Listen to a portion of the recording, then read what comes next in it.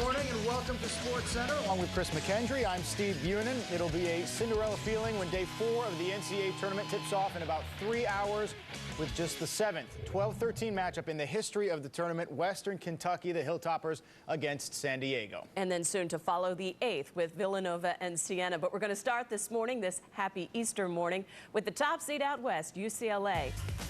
Coming in on an 11-game win streak, Texas A&M giving them a battle in the second half. Kevin Love, 2 big blocks. He had 7 of UCLA's 11 blocks in the second half. Great.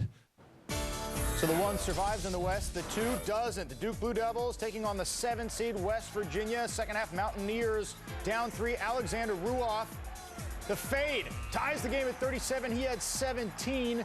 Remember, Blue Devils nearly went down to Belmont in round 1, tied at 40. 13 minutes to go. Joe Alexander, 22 points and 11 boards. And then the backdoor pass to Cam Thurman. Mountaineers up 10, go on to win at 73-67. So just like last season, Duke goes down in the first weekend of the Big Dance. Great enthusiasm. We had a great day of practice yesterday, good meetings. We didn't put the ball in the basket. Duke's a great team, but you know, I think they'd fit in well in the Big East, but they definitely wouldn't dominate the Big East. And we got a lot of great teams. I think, you know, the top 6 or 7 teams are definitely right on par with Duke. Duke was, I can't say bad rebounder, but they gave up a lot of offensive rebounds. And, you know, we kind of took advantage of it, and Coach kind of talked to us about it yesterday. And he said, you know, it's easy to offensive rebound against them, and we got to play as hard as we can. And if we get there, we should get the ball and score. So the Blue Devils just 5-4 in their last 4 NCAA tournaments. That's great by Valpo standards, but not by Duke standards. Coach K has not beaten the top 4 seeds since the 2001 title run and gets bounced in the first weekend of the Big Dance in back-to-back years for the first time since the mid-90s. Dick Vitale, ESPN's basketball analyst, with us through. Back on SportsCenter, the 3-6 matchup in the South provided a thrilling finish. One Trent Johnson watched on TV like the rest of us. Pac-10 Coach of the Year got ejected in the first half after the game said, look at his assistant, oh, what are you doing, Trent? After the game said, I was out of line. So Doug Oliver, that assistant who had that look of dread on his face, takes over. Jarrell McNeil with a buck-and-a-half to go, putting Marquette up 1, the 6th seed on top at that point. After Robin Lopez free throw to tie it, Marquette with a chance to win it. No, putback block by Brooke Lopez, his only rejection of the game. We go to overtime, and then it got a little more intense. Stanford down 1. Brooke taking over, missed 6 of his first 7 shots, made 9 of his last 13. The 7-footer had 30. His twin Robin had 18. 2.5 minutes left. Marquette down 2. Jarrell McNeil had 30. Golden Eagles back up 1. 6 seconds left. Go to your big man and hope he delivers.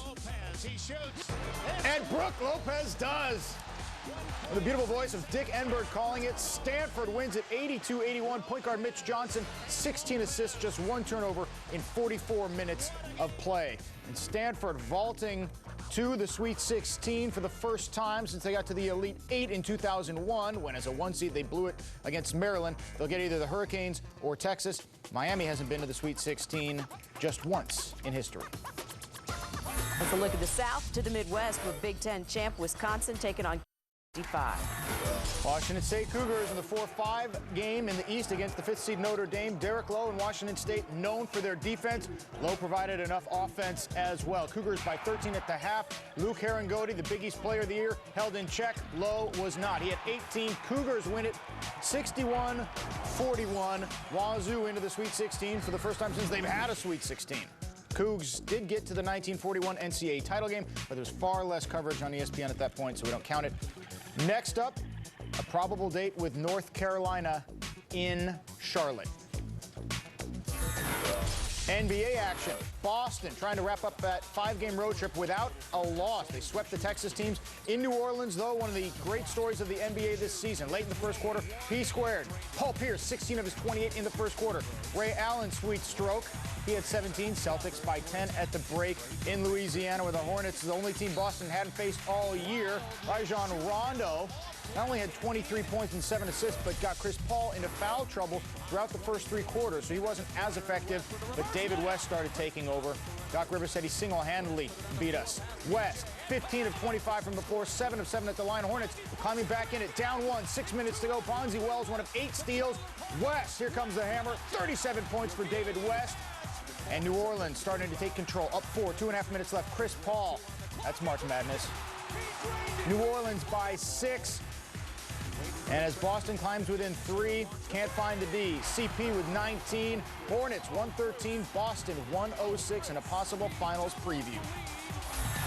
Well, the Suns have quietly put together 6 straight wins, taking on the Rockets to 113, and Shaq had 23.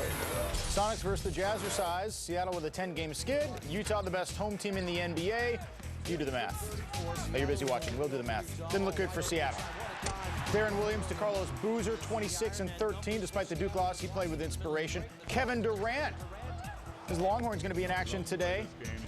Sonics actually up 9 at the half in Salt Lake, but they played a third quarter. We're tied at 77. One more highlight for KD and the Soups. Seattle up 2, but we go to the fourth quarter. Utah has a 4-point lead, and then it becomes a 3-point contest. Kyle Korver bottoms up. Mehmet Okur battling the flu all week. 19 of his 24 in the second half. And then Darren Williams with the Sonics guarding the 3, splits the D.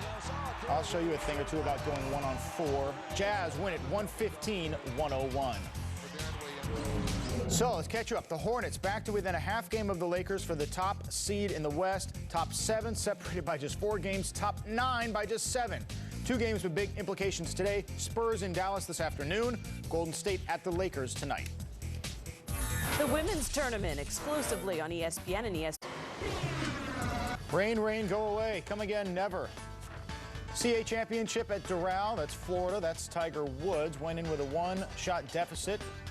For the lead, that is. Short birdie putt on 7 was his only birdie of the day.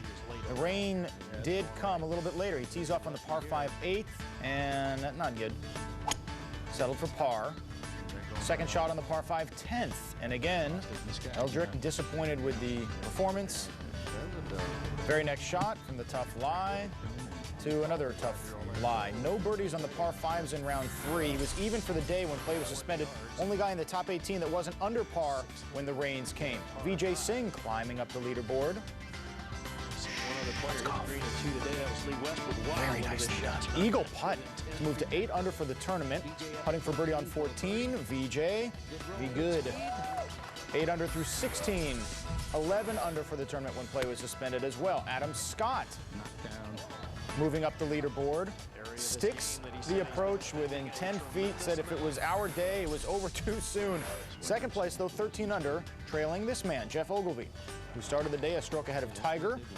Now a stroke ahead of Scott as the rains came down. That birdie on 7, and then on a par 3 9. Ogilvie would make that birdie putt, so he was at 14 under. Again, the rain came. They stopped the play. Tiger went back to his yacht. They started playing this morning about 8:30 Eastern.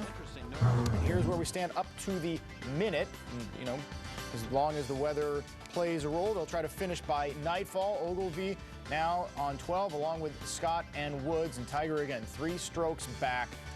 About 6 holes to play here, and then a full 18 if they can get the round in. Boston Red Sox beat one Japanese team yesterday 6-5. They're up 9-2 in this one with Tim Wakefield involved in the box score. They open the regular season against the A's in Tokyo Tuesday. Get to Summer Race and nationwide races in the Music City. Back to the NBA, Dwight Howard in his hometown, that's Atlanta, taking on the Hawks. Hito Turkoglu. 3 of his 18, all 5 Orlando starters in double digits. And then fourth quarter, couple dunk champs going one-on-one. Dwight Howard, Josh Smith. In your face, mister. Howard just 3 of 5 from the floor, 5 of 11 from the line. Joe Johnson putting the Hawks up 3 with 5.5 minutes to go in the game. Joe had 34, and then Mike Bibby. Quite good. He had 20. Atlanta wins at 98-90, holding on to that 8th and final playoff spot in the East. Trying to stay ahead of those Hawks in the 7th spot, the Sixers, and chasing them.